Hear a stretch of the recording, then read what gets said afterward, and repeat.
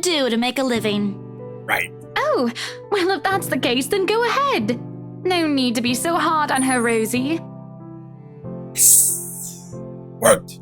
I personally think it's a nice touch. I was actually thinking of the same thing, but you beat me to it. Darling, Buttercup, please. You know these things don't work. No offense meant to the holy man, of course. That does not explain the nigger, though. What? I can't say that. Oh, give it a rest, love. Do you have a better idea? But that guy is a racist? How dare you? Who knows? Positive energy might even give us what we've been waiting for. Or some peace. Let them do their job. What have we been waiting for? I don't think I was ever informed of. Nothing you should worry about right now. Anyway, we've still got a few things we need to discuss with Rosie here. Over lunch? I hope you don't mind, Isabel. We'd love to take you with us, but... Oh, no. Go ahead, ma'am. This'll take time. That's why there's 2 of us working on this. Yeah, just go ahead. You'll be fine. Rose looks like she's about to murder someone, probably me. But at least she won't be left to deal with a haunted property. She got the better hand if anyone's going to have her. Oh, wonderful. I hope the next time the 3 of us meet, it'll be over a closed deal, hmm? Of course, ma'am. Please look forward to it. Rose hurriedly hands me the keys to the house before leaving, mouthing reminders to secure the place and harmless threats for throwing her under the bus. I return it with a reassuring smile on my own, even if she's the one who often forgets. Sheesh. Like that, gone. Just as quick as they appeared, leaving me wondering if this is simply what's typical for the rich and famous, eating from one scene to the next without a care. So, I'd rather stay with my rundown apartment or our little shack back home. There is still joy in not missing the smallest things after all. The colors just changed for some reason. With a house this big, it's not surprising when the ceremony takes a few hours to finish. The sun's already high in the sky by the time we've gone through the last room. Oh, that's why. I can never say I'm a devout follower of my own faith, even with mom and pop's teachings. But hearing every passage, every word Father Norman uttered as we went around the house had set a lull in me, soothing, comforting. All of a sudden, the mansion doesn't seem so scary anymore. Maybe there is a hand to this. Perhaps this is the end. Father Norman bids us goodbye upon exiting the house, mansion grounds. He has business in the village Imbra, he says, in minute gestures to reach out to the members of the parish every once in a while. So it did not work? Nothing happened? It reminds me of a distant memory of helping hands and a few kind smiles. But pulled my family through when times are tough. But before you leave... Isabella, a word before I go? Zachary hasn't been really forthcoming with your situation, and it is something I understand it wasn't his to share. But whatever burdens you, know that it's not a permanent fixture in your life from which you'll come out stronger. Besides, you have people to bear it with. I bite back the harsh retort before they come out, masking it with a smile as we wave the good priest off. His word, though, meant comfort has only left something hollow in me and a bitter taste in my mouth. So, that did nothing happen? Oh. The plot thickens. And if they don't believe you, what am I to do? A tentative hand lands briefly on my shoulders, taking me out of my thoughts before they take a sudden turn.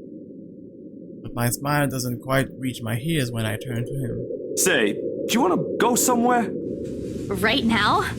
Where to? Yeah, where? Anywhere in the city. I'll leave it up to you.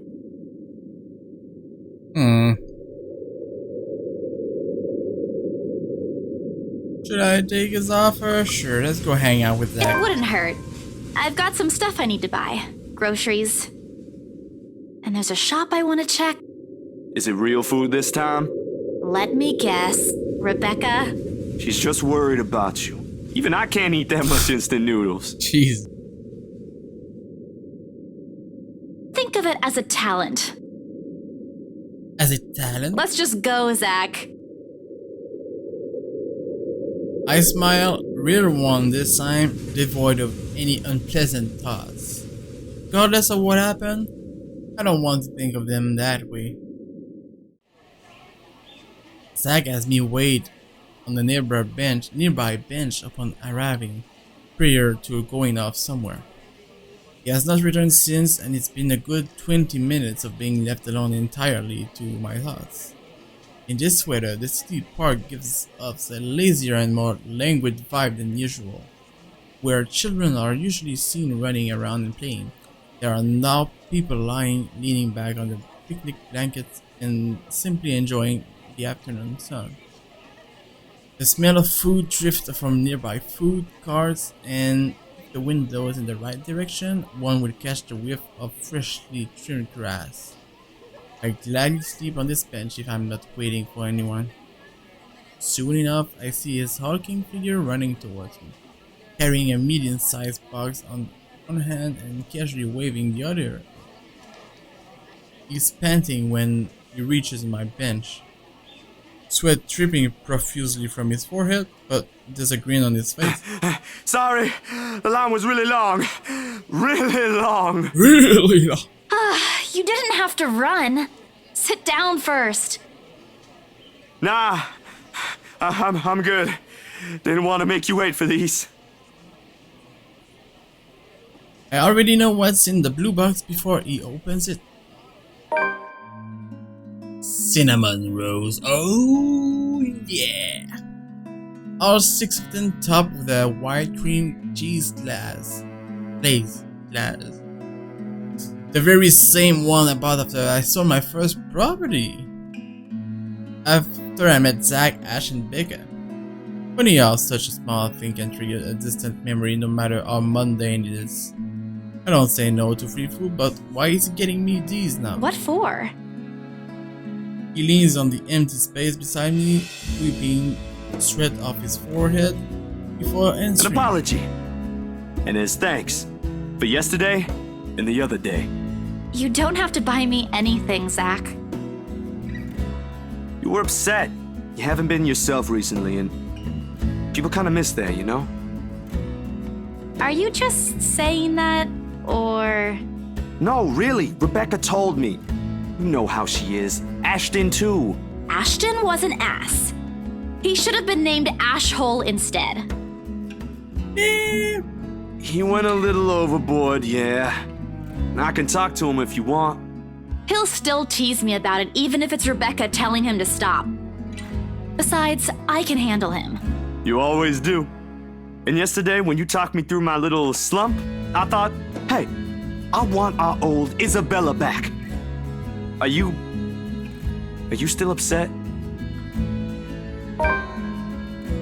There are times when I wish Zach had been my big brother, or Becca, my older sister. Maybe life would have been a little easier then. Maybe Pop would not be as sick as it is. Maybe I would not be alone here. Then again, if they are what I wish them to be, I would not be here. I would not have met Ash too. Life back home is tough. For all that, I won't change it for one selfish wish. In this city of 68,000 people, jeez, I have people I can depend on, 3 of them.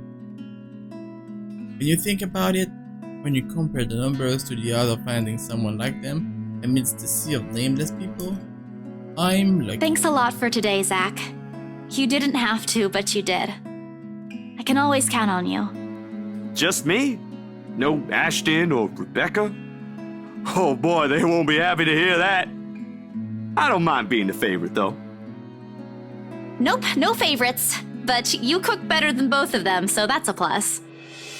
It's always been food with you, ain't it? Yep, always. Don't put it like that! You're making me sound like a glutton. I'm not saying you are, but it does feel good to know there's someone I can invite for food to be able to eat all of it. Only that? I thought we were also art buddies.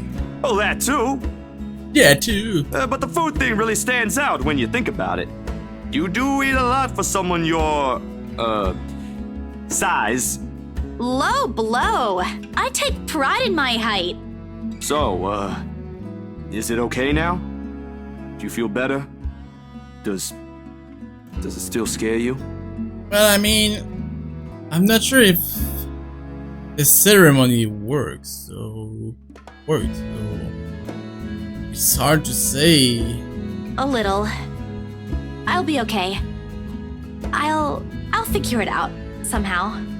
It's not as bad as the other day, and Father Norman helped too. I should have brought something to thank him. Oh, we could visit him anytime. He loves hearing from the young ones. The young ones? He's like 30 years old. He isn't that old, is he? Yeah. Don't know. He doesn't tell. I think I might have seen his face somewhere before. I just couldn't recall when or where. Ash says he looks like his boss, so the bartender at the local pub if he squints. Don't take his word for it, of course.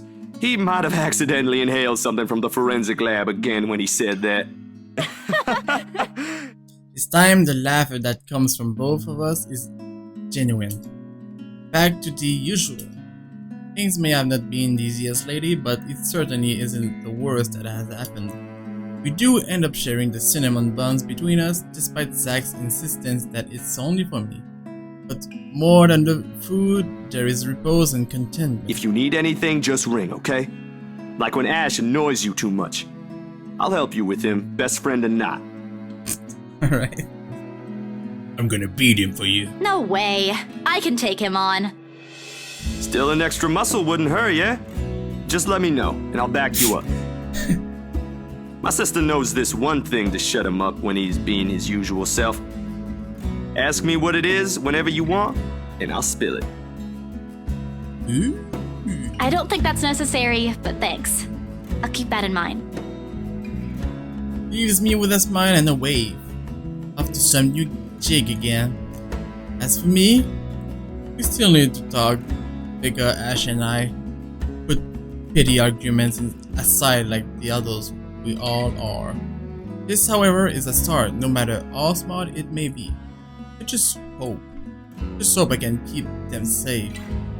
A light wind blows again, sending dried leaves swirling and the distinct smell of earth into the air. For the first time, the sunlight feels less harsh. Maybe a walk is good? I need to stock up my pantry too. Come to think of it, isn't there an art store that has opened recently near the park? An art store? Do I have to click?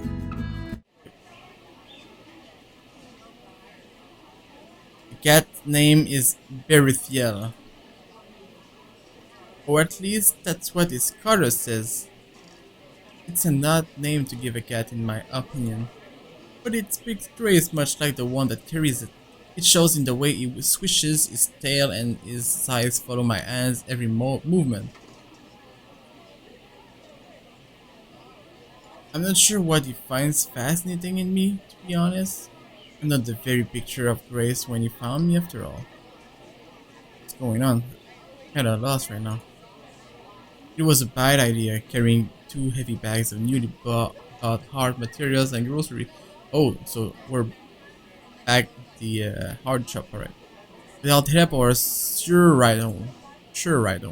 In the inside, perhaps I should not have bought these all at the same time. I did not even make past the park to the nearest bus stop. And now I'm suffering underneath the glaring afternoon sun, hunched up on a park bench and drenched in sweat, in the company of a cat curiously watching my every movement. I hope it stays where it is. Just a black cat, but back at home, a considered